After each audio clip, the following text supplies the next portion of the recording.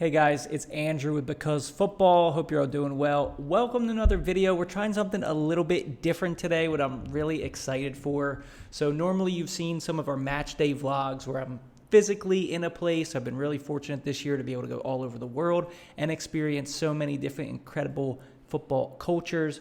This time, I'm going to do a little bit of a reaction, talk about what we're seeing here, and I had to pick something that's kind of a current event here. It was Racing Club of Buenos Aires of Argentina winning the Copa Sudamericana. This is a massive, massive win for them. They've got some really interesting club, you could say, stories, histories, definitely emotional baggage about not winning trophies for a long time.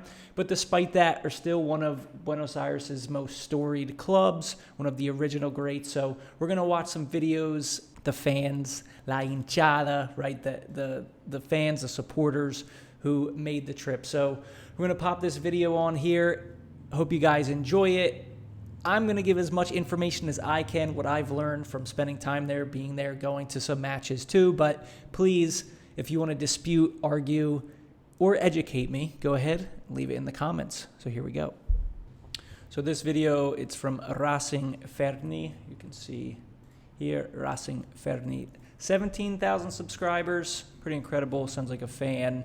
Racing Campeón Sudamericana. If you're not familiar, the Copa Sudamericana is a official CONMEBOL, the organizing body of South American football.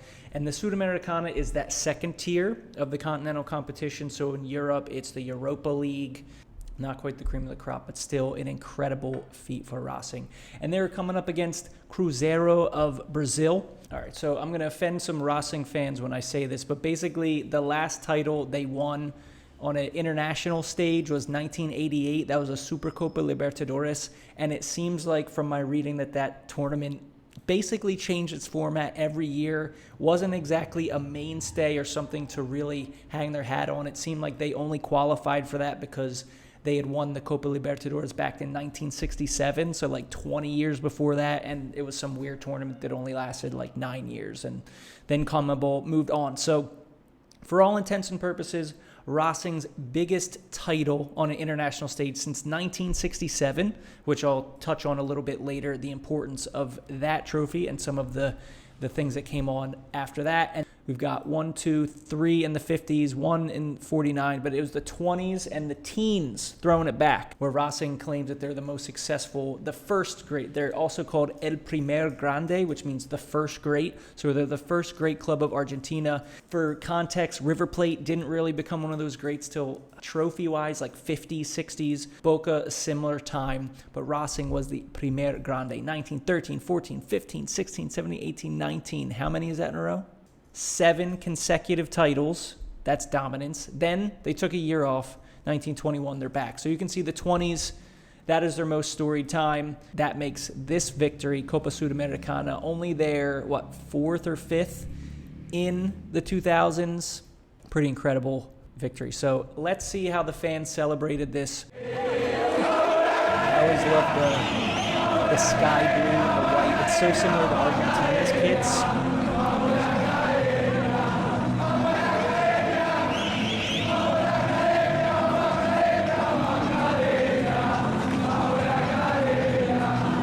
So what are they saying there? So I'm going to do my best to interpret, right? Interpreting being the switching of languages verbally. A lot of people think it's translation. That's in a written sense. So there you go, guys, for today. A little fun fact. But what they're saying is Vamos la Acadé, which basically just means let's go la Acadé, which is short for la Academia, or like the academy.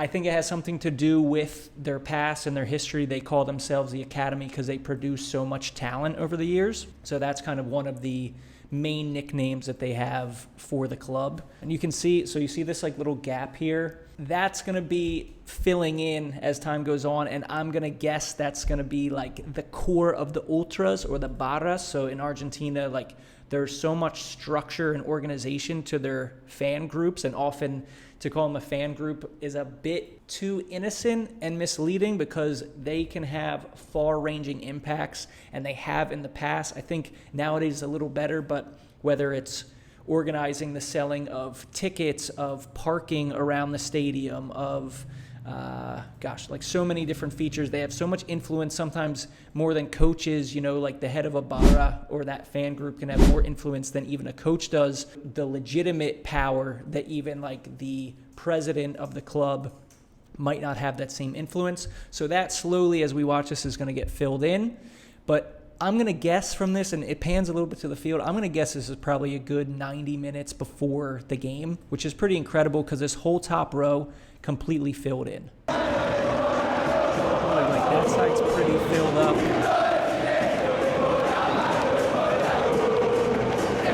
This is the song.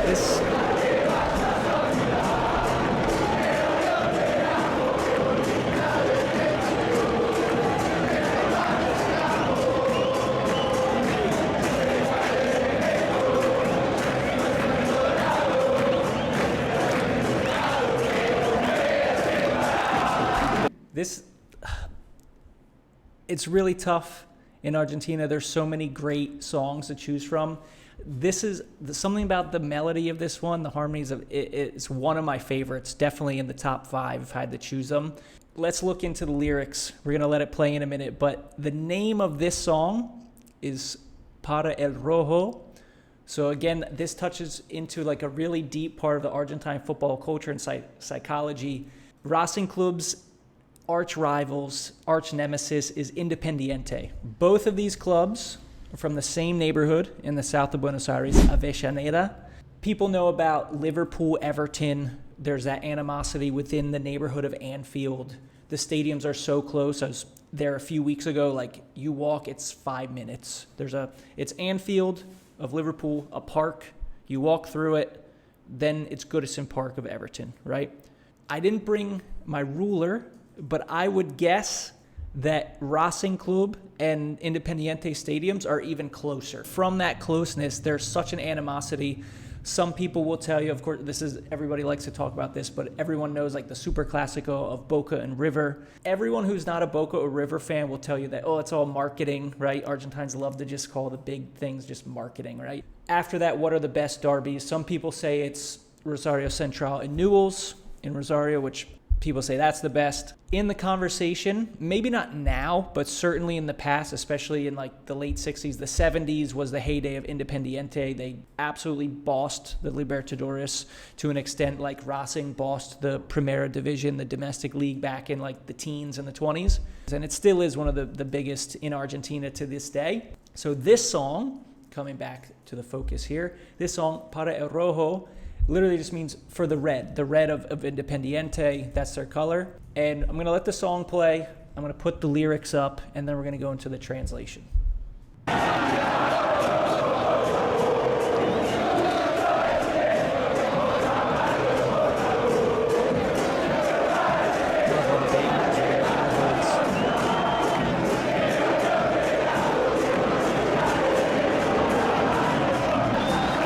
got the hosing people off.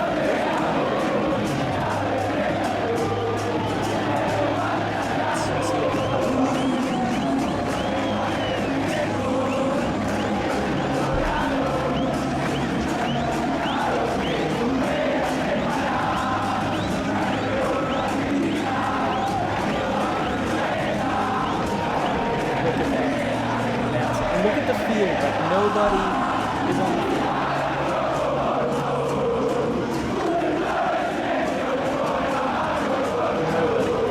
Nobody's warming up. We're a good hour at least before the game.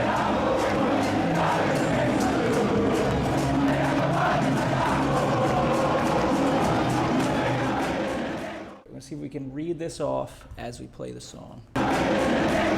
Since I was a kid, I'll follow you everywhere, through thick and thin.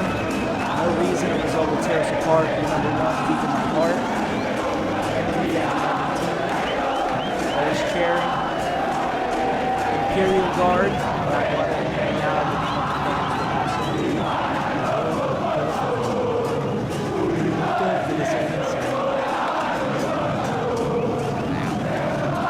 Wow. Listen to that. Hold on.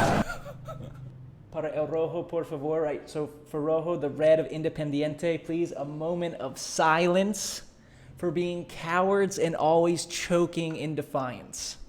in the neighborhood they share, the blocks practically that they share in Avellaneda. In the neighborhood, we mourned your regret. You came back just to see us win, and we knocked you out of the cup again. So this is something I need from you all. I don't know which specific cup moment they're referring to. Something about this song. I heard it when I went to Racing match in El Cilindro.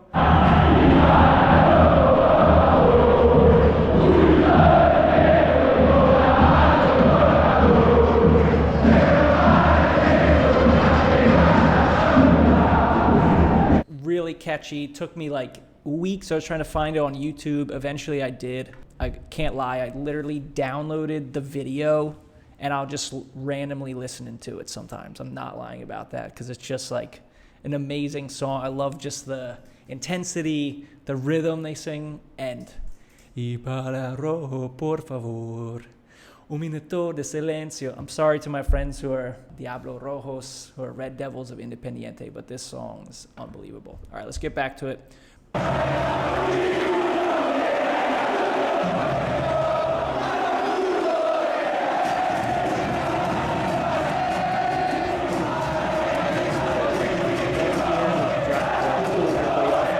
For reference, Asunción, Paraguay, but I know a lot of people that are posting on their Instagram stories, they drove in buses altogether 19 to 20 hours to get to this game. So imagine having to take off work, going overnight, spending a day in a bus, and you show up and you still have this passion and energy, drowning in fernet and whatever, eating your choripan and salad, and you show up to the stadium, and this is like the energy. Could you imagine doing that travel during that trek, singing the whole way? I can't believe they had any voice. Now we can see the stands starting to fill up a little bit.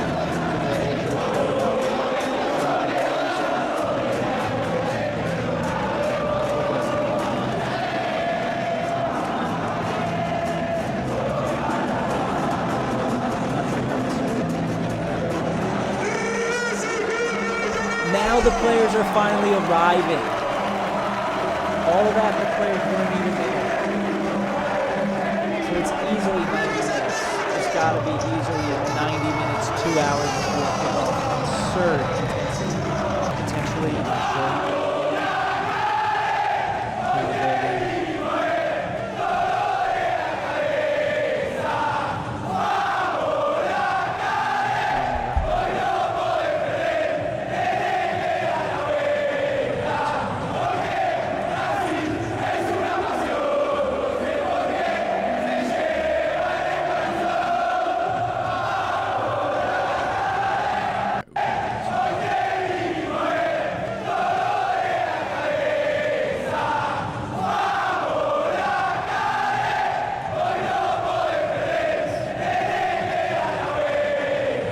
Dude with the backwards hat sitting on the edge. He's like inches from plunging to his death, and he's never been more at ease and comfortable. Vamos la ACADE, hoy te vinimos a ver. Todos de la cabeza, vamos la ACADE. All right, so let's go la ACADE. We've come to see you today, all fired up. Vamos la ACADE. Today, you can't lose. This one's always up. Tenés que dar la vuelta. You can't lose today. The translation's given us here is, I've struggled with this one before. I think, everybody please correct me in the comments if I'm wrong, but vuelta, like a vuelta, I think it's like a victory lap. I think that's kind of what it is. It usually translates as like a trip or something, but I think really what they mean is like a victory lap when they win a title or trophy. Porque Racing es una pasión, because Racing is pure passion, because Racing se lleva en el corazón. No, corazón. So because it's carried in the heart. Finally, some of the players being announced.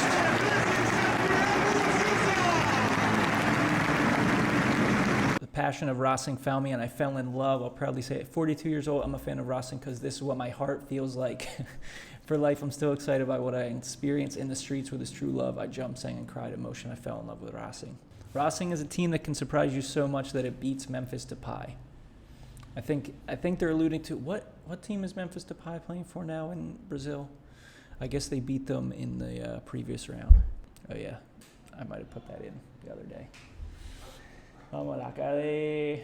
Normally hear that one in Premier Division matches because everybody would be changing that, but I think in this case, going against Brazilian team, Argentina against Brazil, doesn't get much more intense than that. There we can finally see Cruzeiro's side filling up. The shirt spinning around the hand is beautiful. Now it's filled.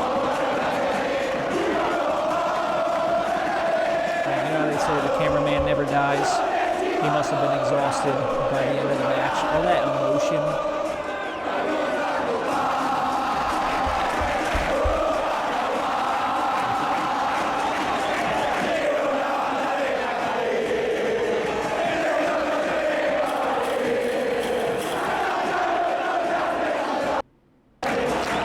Amazing.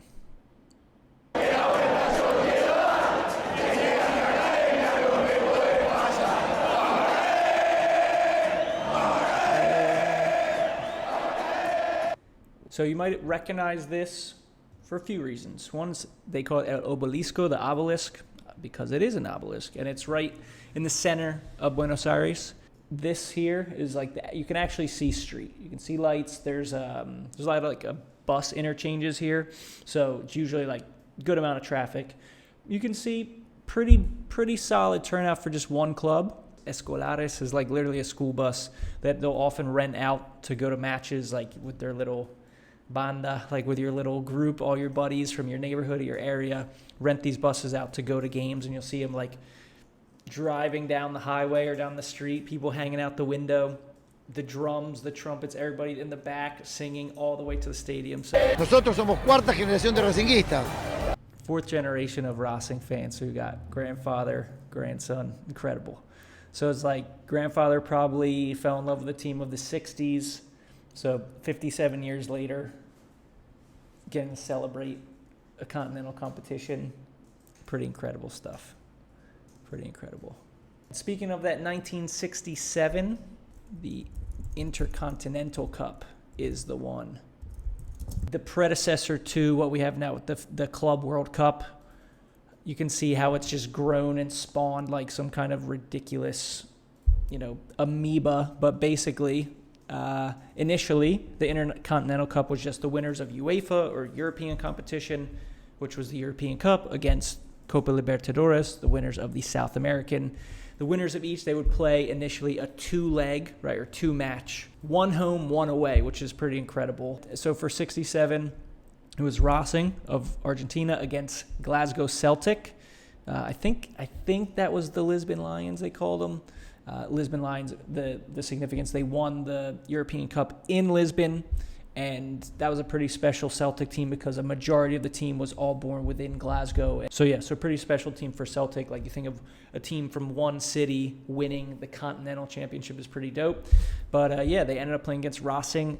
Infamous tie. But for many people of the older generation, like the grandfather we showed, like that team, those are his heroes. And I spoke to other people, even people from other. The issue is, and why the Intercontinental Cup, actually, I think for a few years, they didn't even play it. Let me find. So the first ever, Real Madrid beat Peñarol. Ooh, pretty rough second leg there, 5-1. Peñarol won it. Okay, more to come later on Peñarol and the Copa Libertadores. You would not believe the significance to that club, but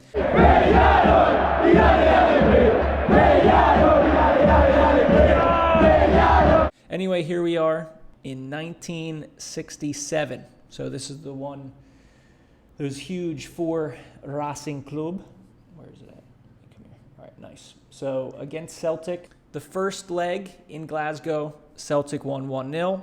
The second leg, Racing won 2-1 at their stadium, El Cilindro. They didn't have the away goals rule, so it was even at this point. So 1-0 in the first leg, 2-1 the next, so that made it 2-2. So they had to play a third match, and they had to do it quickly.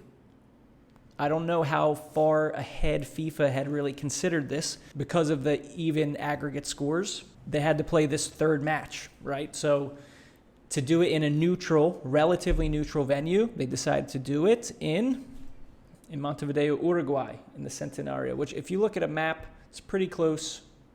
So technically still a neutral place, but even though Argentina and Uruguay have an extremely, extremely deep rivalry over football, culturally they are still pretty similar countries. If we look here, first of all, we can see, so you can see the difference. Here's Estadio Presidente Perón, which is also known as El Cilindro, the cylinder of Racing.